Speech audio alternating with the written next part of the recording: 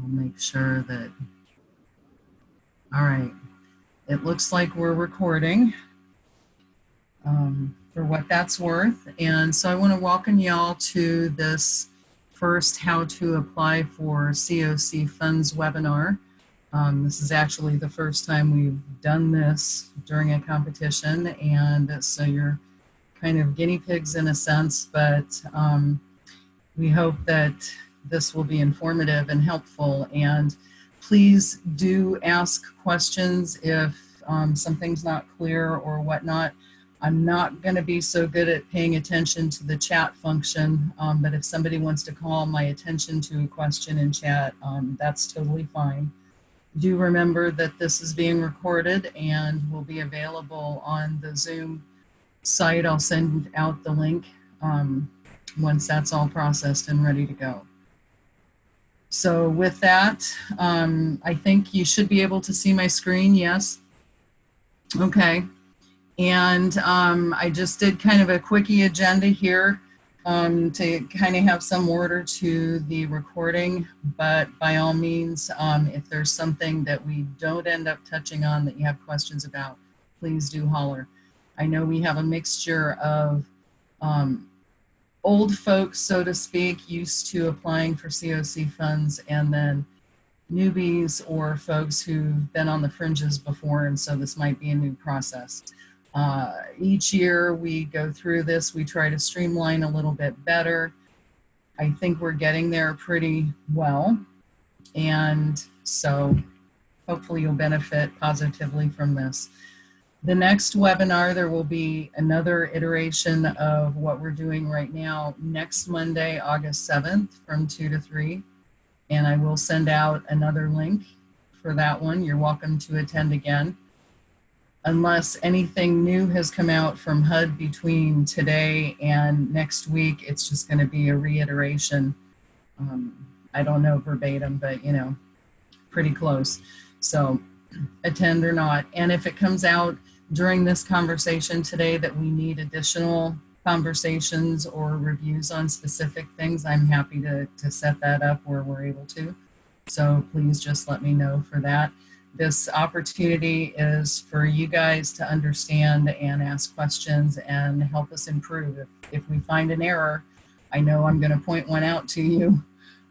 Please, by all means, let us know, and we'll make sure that everything's as up to date as possible.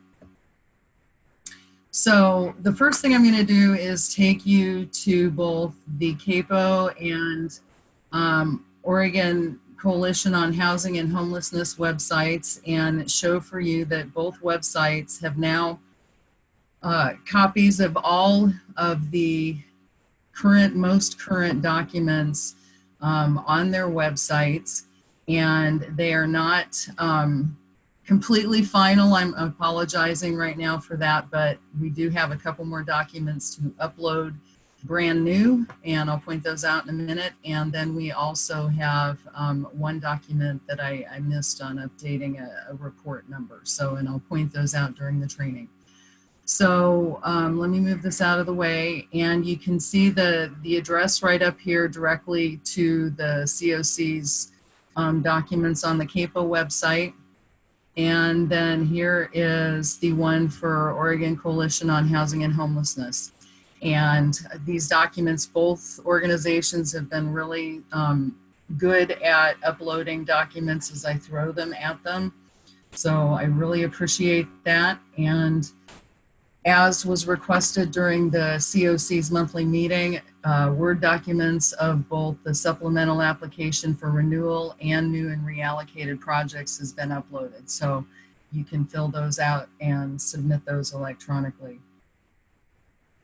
Likewise, you can see that the HUD Code of Conduct list has been uploaded, and this is the document we talked about on the monthly call as well, where if you're not listed, if your organization is not on this list, you will also have to upload a code of conduct policy that's updated. And then the other documents, and we'll go through those in a second.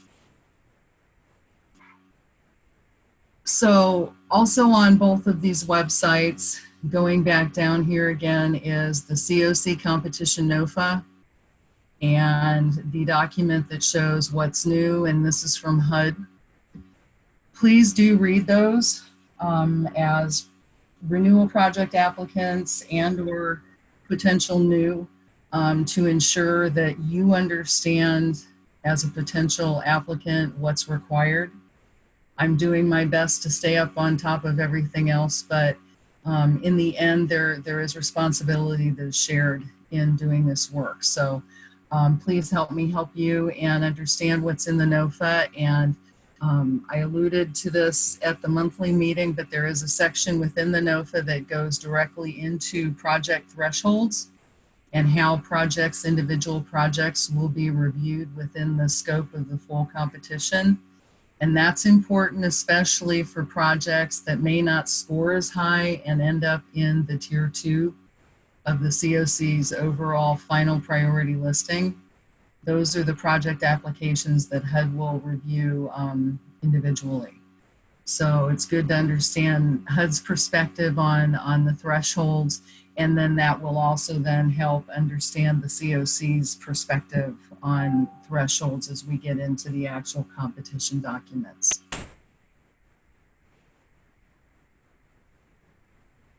Oh, whoops. Sorry about that. The other thing that's important for our new folks is to review the competition NOFA review options and the new funding RFP. And I'm going to open this one up. And all right.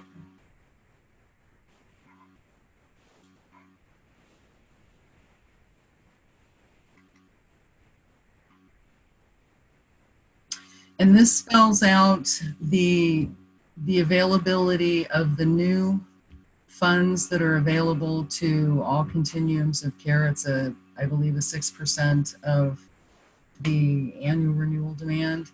And right now that 6% is roughly $199,703 in HUD's own documents, which we'll look at in just a second. All of these funding amounts are approximately. They're still doing their own work, I suppose. And so within that, or in addition to that $199,703 is the potential for additional funds by way of reallocation. We won't know what's potentially available and open for reallocation until further along in the project application process internally here. But like in previous years, we've been able to supplement the new project funding with some of the reallocated funds and be able to make those funds go further. Please read through the NOFA and all of the requirements and what's available in way of project types for new funding and what's available by way of project type for reallocated funding, because they're a little bit different. And there's a question in your for new project applicants how you would like your funding, so to speak, if you want only reallocated funds, like you're still working on a project but you're making an application you'd like to be considered even though, or you want whatever funding is available to keep your project whole. So this is an important document to review. This review, the NOFA review options.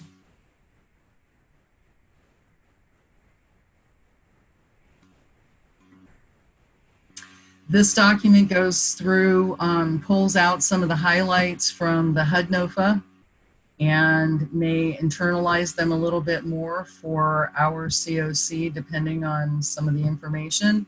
But it gives you kind of the basics of what the parameters are of the competition from, you know, a pretty high level, that it tells you the type of new project applications through reallocation or through the permanent housing bonus. It talks about the scoring And the scoring, like we talked about last week, is important when it comes to projects, especially in Tier 2, because the overall CoC consolidated score is a factor in the Tier 2 application reviews. The reallocation options, we'll get into those a little bit more, but this is where you're really thoughtful about what's going on in your community, what's going on if you're an existing grantee and having difficulty with your current project, and you'd like to think about doing something new. So if you have questions on running through any of these documents as you're reviewing them, please don't hesitate to ask. I may not be quick in response during this time period, depending on the day and what's going on, but I will get back to you with an answer as quickly as possible and make sure you've got everything that you need. Are there any questions at this point? All right, so we talked about the CAPO and Oregon Coalition on Housing and Homelessness websites, and then I wanted to take you to the HUD's website here, and I've shared this many times, but these two links over here is what you're going to be accessing during the competition if you have questions or all of those kinds of things. And as we get further in our conversation, today we'll talk about a little bit more of this information. But that should be kind of one of your Bibles going forward, because on the project applicant side of things, I'm not going to be much help to you. I can't access your information in eSnaps. The only project application that I'm actually going to be filing is one for the continuum, the planning project. So that's different than what any of y'all would be applying for. The best that I'll be able to do is to pull up whatever guidance is available and help you seek the answer that way, or direct you to one of your peers who's filling out a similar application, and y'all can work on that together. So those websites, those links will be really super important. Webinars, so we talked about, obviously we're having this one today and then one next Monday. Those are the only two that I have on deck in terms of going through this competition process. But if there are suggestions for others that might be helpful, please put those forward and we'll do what we can, because ultimately the goal is to get you guys through this process as smoothly as possible. Be on the lookout, though, that the USICH, the U.S. Interagency Council on Homelessness, and the National Alliance to End Homelessness both usually do series of competition webinars up to the competition deadline. And there's one from USICH on Wednesday going through the CoC competition. And I believe there's one that the National Alliance is doing as well within the next week. So if you haven't seen those, I believe I had Carol forward out at least one of those. You can go to either of those websites and there will be links to those webinars. I can forward out the one that I'm registered for on Wednesday if you're interested as well. They usually go through all of the specific nuances. You know, they might have you know, some tools that they can throw into the mix that might help folks understand things. So it's always a valuable piece of information if you can attend. And if you can't, I would, I'll definitely make the information available once the recordings are shared or the materials or whatever's available. All right, so the next thing I wanted to pull up here is, there we go. All right. Sorry.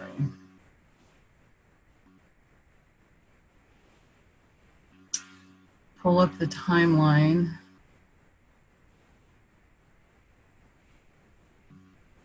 Just to remind folks of deadlines, this document is one of the ones that will be uploaded. It hasn't been uploaded yet. I totally missed it. So I'll finalize it and take it out of draft form, and we'll have this uploaded to the website. So the important deadlines are, I've tried to make sure they're in red so they stand out. But the first one is the packet of information that will be considered for the CoC's review and ranking process is due to me no later than close of business or midnight August 9th, which is 2 weeks from Wednesday. Yes, week from Wednesday. And if there's going to be difficulty in hitting that timeline, please do let me know as soon as possible. There's some grace, as you can see in there, but beyond the 14th, we're getting into review and ranking period and backing up against other deadlines. So I'll try to be as flexible as possible if there are concerns about meeting the deadline, but please don't wait till the last minute to let me know. We're gonna work out the details of the review and ranking process during our HMIS data work group meeting on Thursday. And as soon as we have a little bit more firmness down in understanding regarding that process and timeline, we'll update this information and keep everybody posted. We want this to be as transparent as possible. Okay, so the CoC meeting on 8/23. This is likely going to be an opportunity, a final opportunity for the CoC board to vote on final review and ranking priority as amended by whatever was in the NOFA. When the first round of CoC priorities in the tiers and all of that was approved back in June, that was with a caveat that there could possibly be changes as a result of requirements in the NOFA. So we will be reviewing the NOFA pretty intently ahead of and during Thursday's HMIS data work group conversation to ensure that we hit all the points and that we keep all of the parts moving toward the CoC's competitiveness as to a great extent as possible, while at the same time being as flexible as we possibly can in terms of expectations on you all as potential project applicants.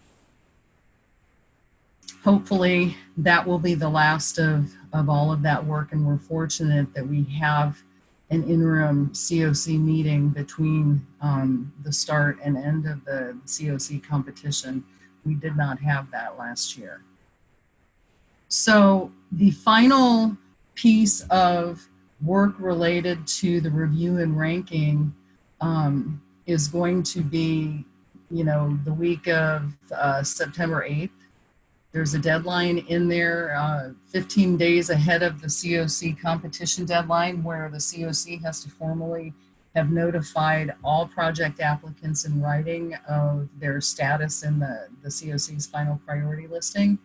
The goal is to be able to do that ahead of then, but notices will certainly go out with the scoring criteria doc and how the scoring was derived.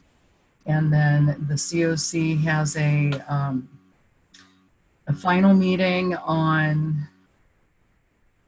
I don't know what it is, the 26th, 25th of September. So it's just a couple of days ahead of the final competition deadline.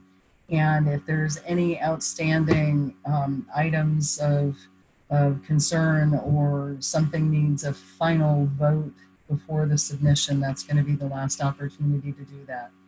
I would like to be able to have everything resolved and be able to submit the Friday before the Wednesday deadline on the 28th, but we'll see how that goes. So, questions about the timeline at all? All right. So, internal documents, we've already pulled up the RFP here. And so this applies to, as it says in the document, applies to potential eligible applicants throughout the CoC's 28 county geography. It can be current grantees, it can be new grantees, it can be former grantees. There's eligibility requirements that are spelled out in the NOFA that HUD, you know, has expectations, and if your organization meets those eligibility requirements, then this NOFA is for you. So this is the first place to talk about information. And as we go forward in the CoC's internal documents, I'll differentiate between what is required for renewal applicants, new and / reallocated applicants, and both together, because there's just one file, I think, that's actually really different. So there's that piece. Packet 1, let's go through packet 1 here. Intro process.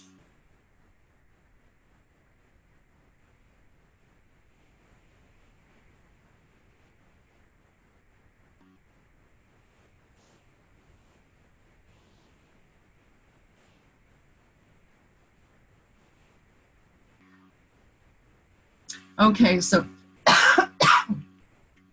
excuse me. Most of you, this is probably a repeat. The document hasn't changed so much over the last couple of years, and it's only been recently finalized, excuse me, to include the deadlines.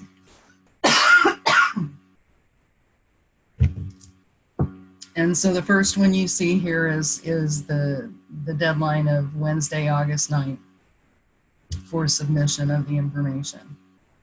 Please don't let these deadlines pass, especially without any communication at all. If you're having difficulties, we need an opportunity to be able to help you through those difficulties versus just letting things go till the end. Sometimes that's not a good result for you, and sometimes that's not a good result for me on behalf of the CoC. So always want to work together to make sure everybody's supported to the best extent possible.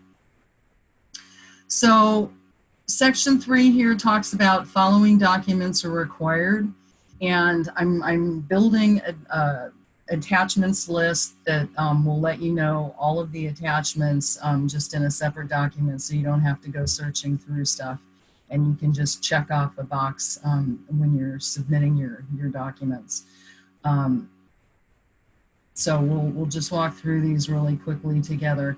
And these requirements here are a mixture of new and existing project applicants. The draft eSNAPS project application, that's for everybody, whether it's a new project application or a renewal. It's a draft. Please don't submit any applications in eSAPs until you're given the direct go-ahead to do that. If you do, I have to return that to you, and it could take up to a week and delay some timelines maybe. I believe the project applications are available in eSNAPs, but some of the guidance is not. We'll get to that in a second. So don't rush into pulling the information or pulling your project applications down this year, because there's kind of a registration process you have to do. And for renewal grantees, there's an option of pulling in your 2016 information and having everything just auto-populate if there are no changes. I have no idea what that means, but we'll see what happens when the information comes out. If somebody's able to do that already and has figured it out and has some advice, let me know and we'll see what happens with that. Okay, thanks, Dina. Go ahead, Justina. Yep, go ahead. Oh, nothing. I just said, okay, it came out Friday. Oh, okay. The one that actually tells you how to pull out the renewal if you're just. Uh-huh. Okay, good. Okay. All right, I was on the website earlier today and I saw that there was something that hadn't been put out yet, but I wasn't sure what it was. So thank you for that. So it looks like you're all good to go on the eSNAPS project application piece. And remember to have a second person that can have access to your project application through this process in case something happens and you're unavailable. Like I said, I can't get in there and do anything for you in your project app.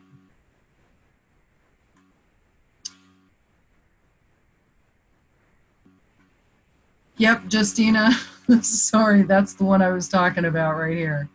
So this, all right, so then next on the list, we have the new canned APR. And that is directly related to the scoring criteria and the place from where we're going to get our information. That's spelled out in the scoring criteria map and the scoring criteria document, which are both uploaded on the websites. This line here, excuse me, this one I noticed this morning I had missed in the update. The SPM data framework report we don't need. That will be the 0703 report, which is employment, CoC employment something. The document will be updated and uploaded sometime this afternoon, this evening. So my apologies for that miss. That again is a recent update that one of you, I can't remember who realized the report was in error, but thank you, because that's how we keep these things transparent and constantly moving forward. Okay, supplemental application / proposal. That's a separate document and we'll go through that one in a second. A HUD monitoring letter and correspondence about any outstanding findings or sanctions, if applicable. I realize some of you have been recently monitored by HUD and have received findings for CoC deficiencies, and I think it's the RRH manual, maybe something else as well. You get a pass on those. Those aren't your responsibility. Those are the CoCs.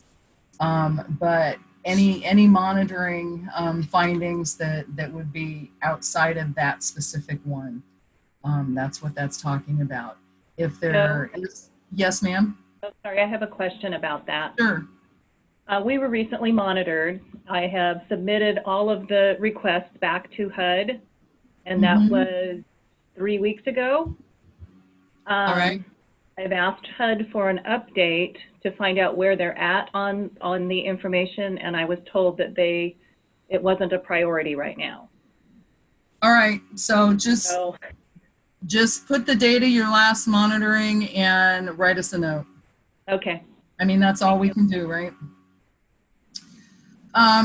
Copies of match leverage letters per proposed application. The date to have those to me is set at Friday, the 18th of August. That's to ensure ultimately that when your application, your project application in eSNAPS is pulled into the CoC's overall priority listing, that you've already included your match letters in your project application upload. HUD's now requiring the CoC to take responsibility, the collaborative applicant to take responsibility to ensure that those letters are in fact being uploaded. So just a scanned copy of those letters in one file would suffice. Don't have to have individual letters. You can scan them all in one thing. But if you mention them in your draft project application, then please ensure that those copies come to me as well. I'm aware that sometimes those letters are hard to come by a certain deadline. If there's something like that going on and it's just not going to happen, please let me know, via a note or email or something, so that I can be assured that it's at least in process. Again, this is an expectation of HUD onto the CoC. And then the Other information, being consistent with previous competitions, the time frame in which we're pulling information is April 1, 2016 through March 31 of 2017. That's so that all projects are apples to apples in terms of what's being pulled. Hey, Joe, on the Yeah. leverage match letters, last year we got all the leverage letters and then they weren't used. Do you know if leverage is in there this year? You know, I have not seen anything about that. So what I would say, Erin, is, you know, obviously you have to have the match for sure. So, right. Sure. And so beyond that, I wouldn't have the expectation necessarily to have it on hand until I know for sure what's in the document. And I've actually got that on my agenda for tomorrow to pull those specific little nuances out of the application. So that's kind of a to be determined still. Okay, thanks. Yeah, but I appreciate the question because I don't want you guys to have to do more than you need to for sure. Okay, so step one is to understand the NOFA and ensure that, you know, all of your project application information is submitted to me by the 9th of August. Please do go through the checklist once that's up there and before you submit to make sure that you've got everything that needs to be incorporated, because there is a reason for every ask, unfortunately, and HUD's getting very, very detailed in how they review our project applications, and also very detailed in how they would like projects to be reviewed during review and ranking processes to ensure, you know, COCs are moving forward and whatever. And we have to ask some of these questions or be able to score on some of these questions with information that we really don't readily have. So we appreciate your understanding of those expectations. All right, step two is again to make sure that we've got everything submitted. Step three is where the process of review and ranking works through, I guess. We're still finalizing that process, and we'll talk about it at Thursday's in-person conversation. But as it has gone before, we take scoring criteria that have been available on the website since early June and work that scoring criteria document for the respective renewal or new/reallocated projects against the information that's been requested to come up with a basic performance score. And to be perfectly honest with you, most of the questions that come in the scoring criteria document and through this process now are data-based. They're out of the canned APR, out of the one system performance measure report, and out of your own project applications. And in some COCs, they're being even more prescriptive in terms of what information they're looking at. So we'll be talking about that score. We'll be looking at the information that's provided by project applicants in terms of what the local needs are. That'll be a consideration. We'll be looking at the point in time count numbers from 16 to 17. So when we get to the supplemental application and there's opportunity for narratives, this is where you're going to want to provide a full picture of what's going on in your community so that the review and ranking team has an opportunity to consider what's going on in the local community against the project application scores, to come out with a priority listing that's locally attentive, but also provides the best competitive edge for the COC overall. It's not an easy process, as you can imagine. And the folks that step up to do this work are very much appreciated by me for sure. And I know that they've all learned a lot through this process. They helped me learn a lot through this process, and the CoC's only improved over the years because of this work. Referencing back to the timeline, we're hoping to get through the initial bulk of the review and ranking process ahead of the August 23rd CoC monthly meeting, so that preliminary priority listing might be presented. If all goes well, that's the goal. And if everything's copacetic and the board supports what has been recommended, then a vote can be taken and that part of the competition work can actually be finalized and done.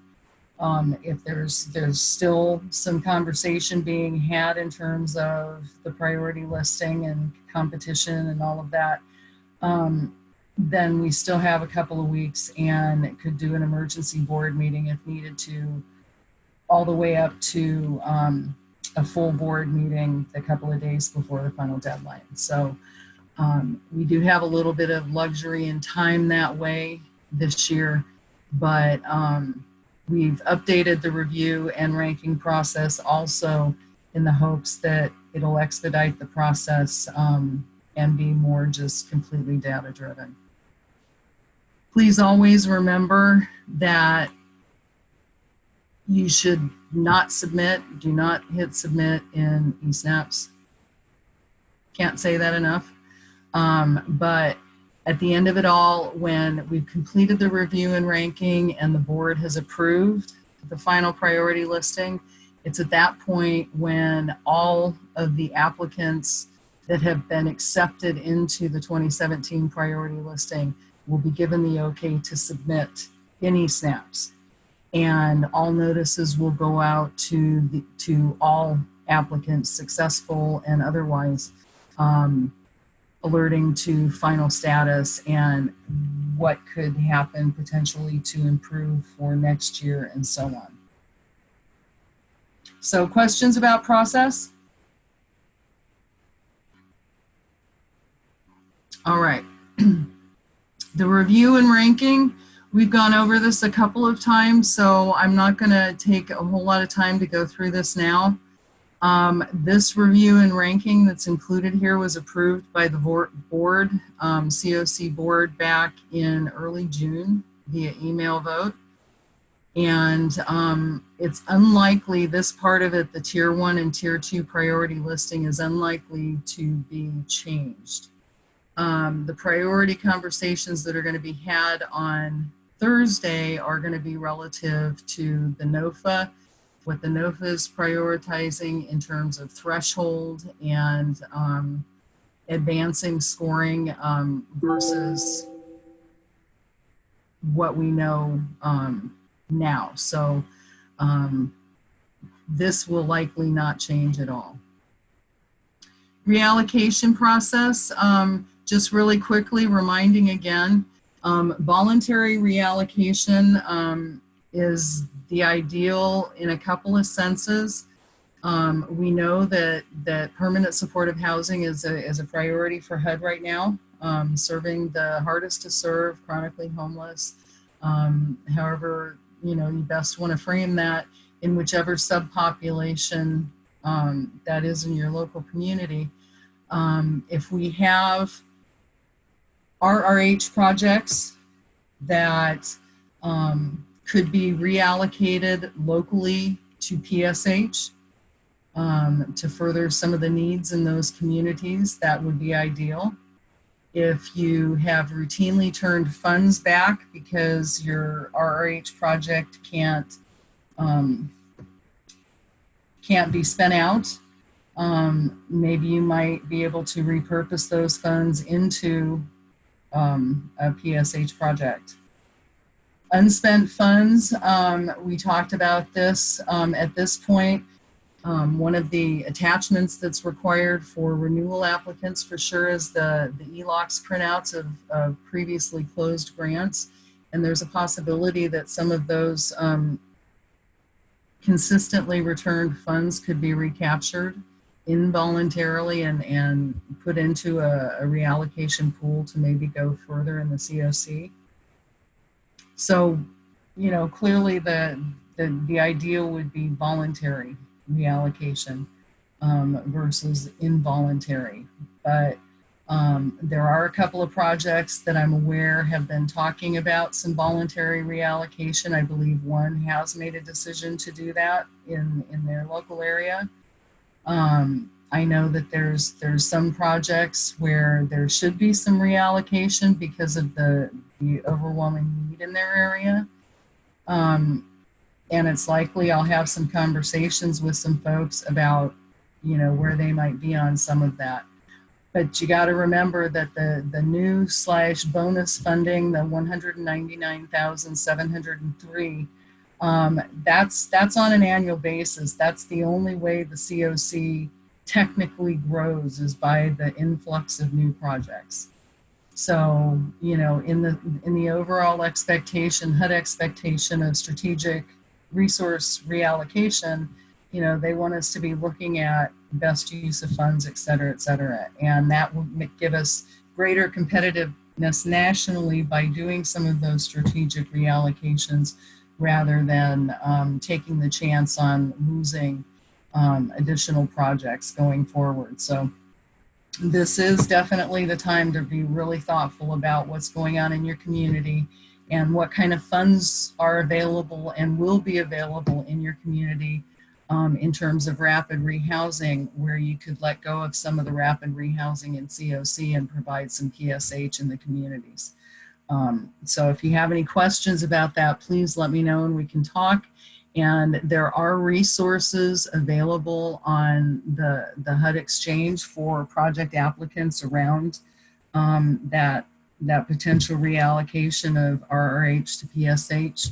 So, you know, please do consider that if it's something that might work in your area. And then the conditional renewal, the CoC carries forward HUD's conditional renewal that at least, you know, tier 1 projects and the planning project are conditionally awarded as long as the CoC, you know, is pretty certain that those project applications have met the HUD threshold. So that's part of what we do, or what I do in the project reviews. I don't provide a vote in the review and ranking, but part of my input is to things like this threshold piece and all of that. So that's where I do my reviews most directly. The appeals process, the code of conduct and recusal. This recusal process is, as we've talked about before, the goal in our review and ranking team is to ensure that we have equitable coverage in terms of input from all 7 regions within the CoC, and that folks of one region don't participate in any conversations or review of project applications within their home region. So sometimes that causes a little bit of juggling around in terms of reviewer assignments, but at the end, we don't want potentially conflicted folks having to weigh in on local projects. Just keeps everything clean that way. Threshold, we've talked about that. So here's a couple of updated links from the previous document. One of the changes that we learned in the What's New piece from HUD is that most of the forms are embedded in the project applications now, but one is not, and that is this form 50070, the certification for a drug-free workplace. So there's a link to that.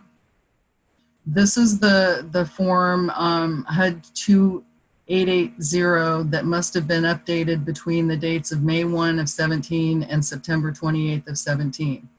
If your 2880 hasn't been updated after May 1, you'll have to do that. That's an upload requirement. Joe? Yes. Both of those forms have to be dated between those dates. Okay.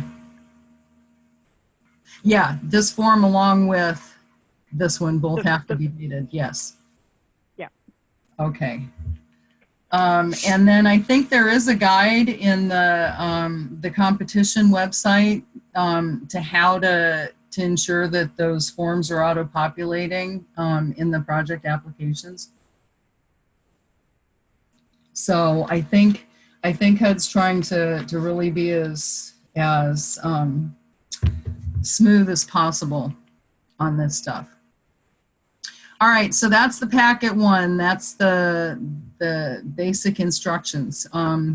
Any other questions? All right. Next we have I'm going to pull up the Word doc because folks asked for this at the monthly meeting, and this way you'll be able to just add to it and send electronically. But this is the supplemental application. This particular one here is for renewal projects only. But both carry or pull this same front information here. So it's asking for 2 contacts. Please do fill in all those contacts because we might need to contact one or all. Here's the supplemental information for renewals. This is the ELOCs information showing the grant closeouts, the final balances, if any, and then something showing the draws on your current grant. If your current grant only started July 1 and you've not yet made a draw, which I know is the case for at least one grantee, please just leave a note, and that's easy enough to verify. And then this other piece here, the top identified gaps, needs in local communities. That's not locked down to a specific set of documents. What we want here is to know, supported from some assessment or something, what are your local community needs currently? You know, do you need PSH for youth? Do you need DV housing? What is it your local community needs? Because part of the conversation that's going to happen in review and ranking is how does that proposed project address the emergent community needs? And so we don't want to consider information that hasn't been, you know, through a community process, because the information is supposed to include the input of community in developing the funding application. So if you've got a question about what that could be, please ask. It doesn't have to be 5. If there's 2 needs, perfect. If there's 10 needs, perfect. But 5 would be a great number. Signatures. Okay, threshold requirements here. These are the same as last year. These did not change.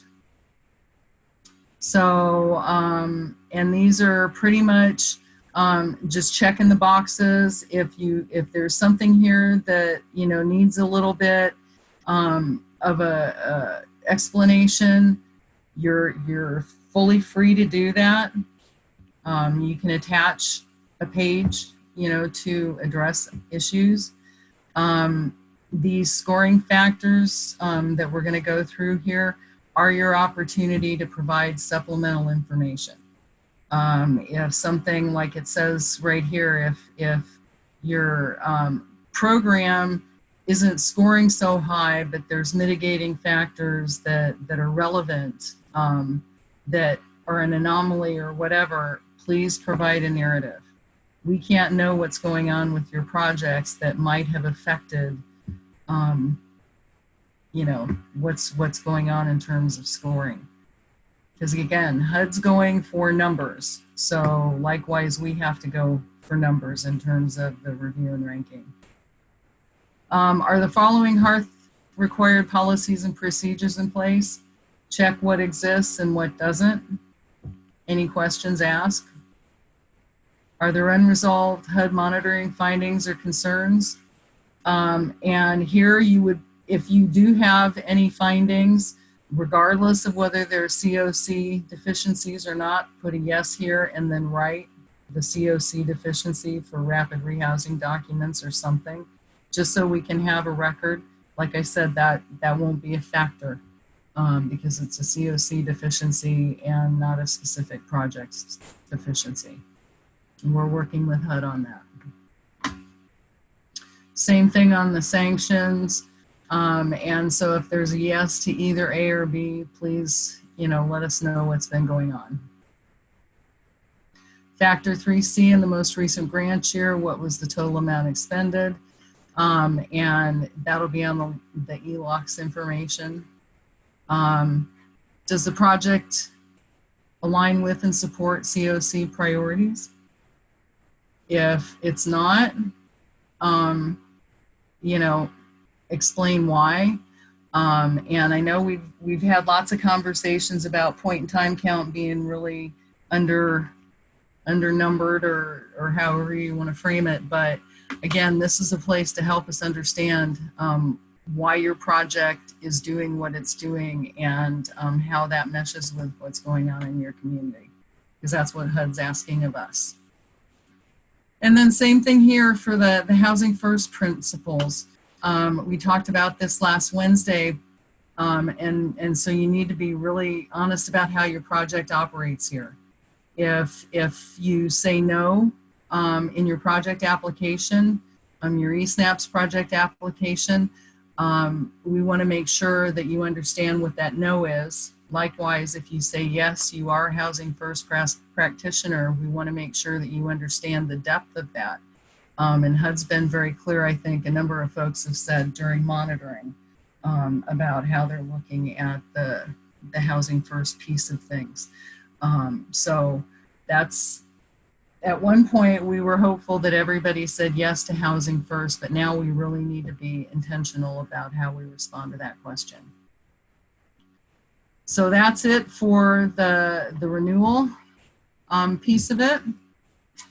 And let me go to, and you guys saw that document, right? Yes. Yeah. Okay, thank you. I had a heart attack for a minute because it was a Word document, but I've been doing everything in the cloud, so just occurred to me that you might not have seen it. Sorry about that. Joe, it's Vivian. Yes, ma'am. Hi, I have a question. Hi. Sure. Can you okay, on that form, on the documentation at the bottom, Yes. the 5 identified gaps, right? Yes. Mm-hmm. So CAT, Community Action Team, will provide that with under the CSBG study, Okay. because we do get CSBG from CAT. So how do I address that in our application, since our application is not through CAT? Okay, so and I would assume that would be the same for CARE then too. Yes, Erin? Yeah, that's correct. Okay, so does that needs assessment include Clatsop and Tillamook counties? That would be a Martha question, and I believe so. Yes. Okay, so if it does, then just make a notation to view the one that's submitted from CAT. And be sure that it does, okay?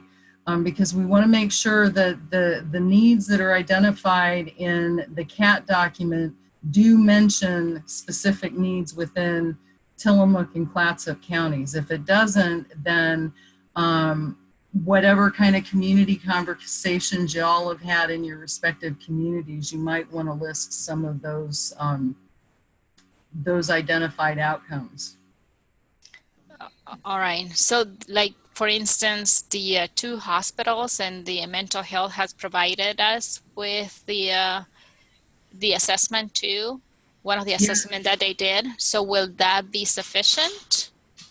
That would definitely be good, as long as it identifies, remember the population that. Right. And it does. So probably that would be, okay. Perfect. Thank you. Yeah, we just want to make sure that whatever comes to us for those identified needs are actually, reality based on the ground in your local community. Perfect. Thank you very much. You're very welcome. Okay, and so this document is the supplemental application threshold and narratives for new and reallocated project applications. And remember, if you're going to reallocate if you're an existing grantee and you're wanting to reallocate part of your funds into something else, A, let me know, and B, your project application for eSNAPs for that reallocated fund would be a new project. So keep that in mind. And if you have any questions, we can talk about that and go through it. So I'm sorry to interrupt, Joe. It's Viviana again. Hi. So I do have some questions about that. So will that be a separate conversation besides this webinar, or will I go ahead? Yeah, if you want to go ahead and ask the question, that's fine. So we are reallocating from PHRRH to PSH. Okay. So I am filling this reallocation project application, but then you mentioned that on eSNAPs, I have to submit a new application, correct? Yes, it would be a new project application. If you're reallocating the entire RRH to PSH, then yes, it would be a new project application. If you're reallocating a portion, then you would do a renewal for the renewal for the portion that you're going to keep, and a new project application for the part that you're going to reallocate. Okay. All right. Thank you. You're welcome. So I have a question about that. Yes, ma'am. Dina. If you reallocated a project and changed the type, and then it becomes a new project, does that mean it falls below renewal projects in the threshold scoring? Not necessarily. Without going back through and working a project through the priority listing on the packet 1 document. It might, yes, it very easily could. So that's something that has to be considered. But again, that's where the need in your community comes into play. If you can support the reason for doing what you're doing, and your application is warranted, I think there's allowances for a couple of different shifts in that priority listing. I'm sorry I can't give you a definitive answer, Dina, right here, but go back through that priority listing and you can double check. Okay, thanks. Mm-hmm. In some senses, the reallocation is a crapshoot, if you will. But it's a kind of a double-edged sword, because it's definitely an expectation on HUD's part in terms of the CoCs that are most competitive nationally, the ones which gain above that weighted mean, so to speak, and gain additional funds. Reallocation has averaged in those projects, or in those CoCs, about 20%. So, but I think the potential for success of new and reallocated projects goes up significantly based on how the CoC addresses its consolidated application and the thought it puts into the review and ranking process in that priority listing overall. And I think the CoC is in a good spot in terms of the consolidated application. So it's always a juggle, but this year more than any we've had previously, the strategic thinking around this is going to matter more than ever. So it's a good news, bad news kind of a thing. So the information request is the same here for new projects, and on the reallocated projects, I left the ELOCs information in there, because if there's a reallocated project, we're still going to want to see the ELOCs information from that project that's being reallocated, because that'll potentially support why it's being reallocated, maybe, or not, but it's a piece of information. If it's an entirely new project, clearly that's not going to be information that's what do you call it, submittable. Then the opportunity to, you know, kind of identify where you'd like funding. If it's new or reallocated, you know, you'd kind of check the box accordingly. Like I said previously, there might be additional reallocated funds that are not claimed, so to speak, that might be recaptured in, you know, involuntarily. I don't know. In the past couple of years, we have had some of those funds, in which case they would augment whatever funds are available in the new project pool. So check whatever's applicable. And then the threshold requirements are a little bit different than in the renewal. But, you know, all related to how well it's connected to the community, you know, and that kind of a thing. You want to be able to say yes to being able to implement upon award. It gives you the funds and you can go out the door and start your program within, you know, 72 hours or something like that. If it's not at that point when you file the project application, please do be clear about that. But, you know, that's the HUD goal, is to be ready to be on the ground the minute the funds are authorized. So the scoring factors for new then would be project's work is consistent with community needs. So, you know, tell us what the new project is and, you know, how it's being operated. Does it address an unmet need or serve an underserved area of the CoC or even of a subpopulation group in your local area? Project quality.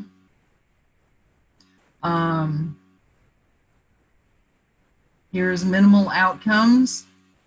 New projects will have to specify what those outcomes might be.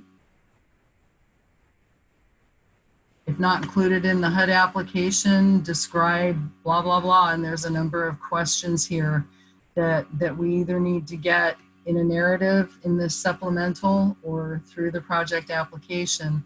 And the goal would be to have as much information in that new project application as possible, because that's what HUD's going to review. They're not going to review our internal stuff at all.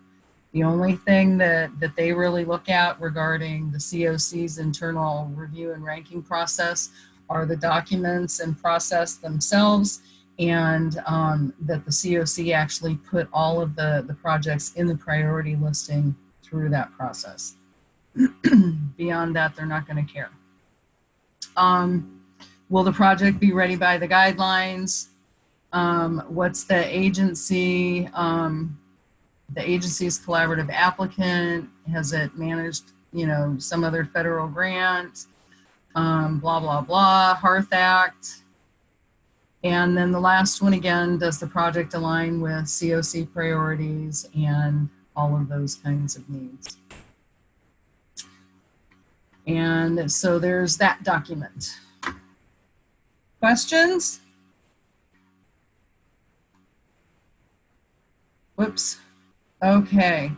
Scoring criteria and maps. Whoops, we're over here. I'll make this really quick. Backlisted up here earlier on were the renewal scoring criteria, the new scoring criteria, and then and that's what we're going to be using in review and ranking. This has been up on the website since the beginning of June. These scoring maps are good to look at rather than the scoring criteria, in the sense that it tells you what the CoC is looking at in terms of point value and what report or piece of information we'll be using in terms of finding the information for the scoring. So in that sense, you could actually go through your draft project application based on your reporting and kind of pre-score yourself if you were interested in doing that. There's one for new and reallocated projects as well.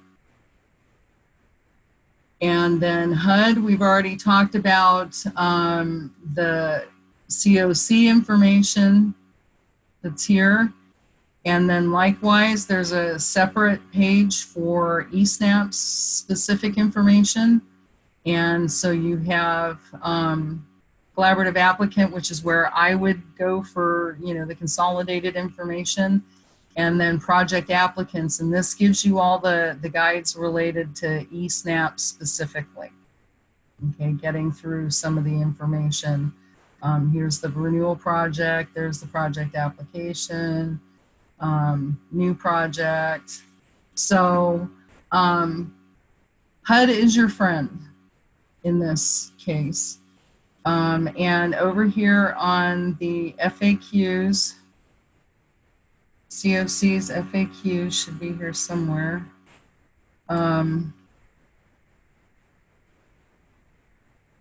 You should be able to find any other questions, and you can see that they're broken out here by some specific types. And so as questions are put into the AAQ by any CoC, the responses are put into this FAQ, so it changes almost on the daily.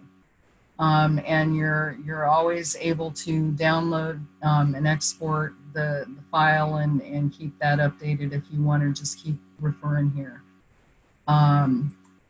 So I'm going to stop there. It's a lot to take in, but we're over our time and I don't want to abuse you. Any additional questions that I can address right now? Awesome.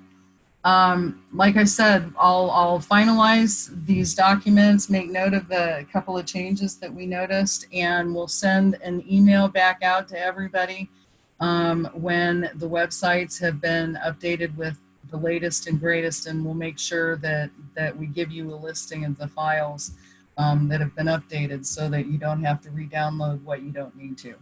Okay? Any final questions? All right, thank you guys for being on the call today. I really appreciate it. Thanks, Joe. Hi, Joe. Thanks, Joe. Yes, ma'am. Joe, do you mind staying online for a little bit? I'd like No, to. not at all. I'll keep the recording going. Thank you. Uh-huh. I'm just debating essentially about reallocating RRH to PSH just because Okay. I'm concerned about becoming a new project Right. and losing that. I'm just I know that we need it in the community just because we don't have enough permanent housing. Section A, they're not pulling as fast as we wish for. We are having, the RRH clients are in the housing program for about 2 years. So it's kind of buying more time for them essentially to move into per se a Section 8. That's my main, but I don't know if switching will be the wisest idea. I just don't want to become a new project and not getting funding, just like last year. We did not get funded for the new project. For the new project, yeah, I totally get it, and I understand the concern. This CoC as a whole, a few years back, before my time, actually did a big gamble, and my understanding was it used to just constantly renew projects, and it wasn't growing, and Yeah. so it took some advice and it reallocated basically a number of existing projects into new projects, but the overall application didn't score well enough, and so they lost what would likely have been renewed as existing projects. So, Right. I do understand the concern, and I guess the only thing that I could say to you, I'd say to anybody else, and that's you've got to balance what's going on in your community with the funding that you have and your ability to spend the funds. Right. And I know that's like preaching to the choir, and it's not really helping you. I I just don't know. You know, we're going to talk about overall CoC priorities, you know, in the meeting on Thursday, to try to figure out as the CoC how to look at those overarching priorities like the strategic resource allocation and right sizing our local communities, and you know, maybe try to come to some understanding that is, you know, kind of CoC supportive, but also local project supportive, so people don't jump just because they think they have to, or they don't hold back because there's a fear, you know? Right, right. Because my best guidance is always going to be what's going to be keeping the CoC going forward, you know, at its greatest competitiveness, but that's not going to be, you know, at the harm of local programs, you know, so as much as possible. So I don't even know what to tell you, darling. I don't. You know, I want to, you know, reallocate it to PSH just because of, as I mentioned before, but my instinct is telling me not to do it. So I'm just. And that's, you know, I learned a long time ago, I follow my gut more often than not, and it steers me right. So, you know, I guess maybe somewhere in there might be room for a compromise if you took a chance and reallocated enough for one bed or something. Right.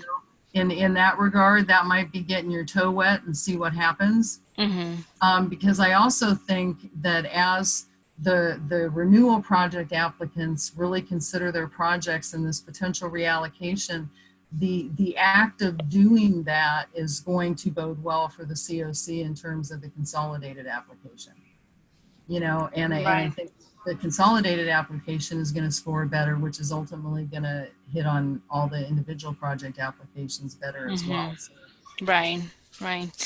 All right. Well, I'm going to have a conversation with Elaine and see what we're going to do, and Yes, then get back to you as soon as I'm able to. Yeah, and I think I saw a document on the HUD Exchange that was actually around the RRH to PSH reallocation thing. So let me see if I can find it really quick.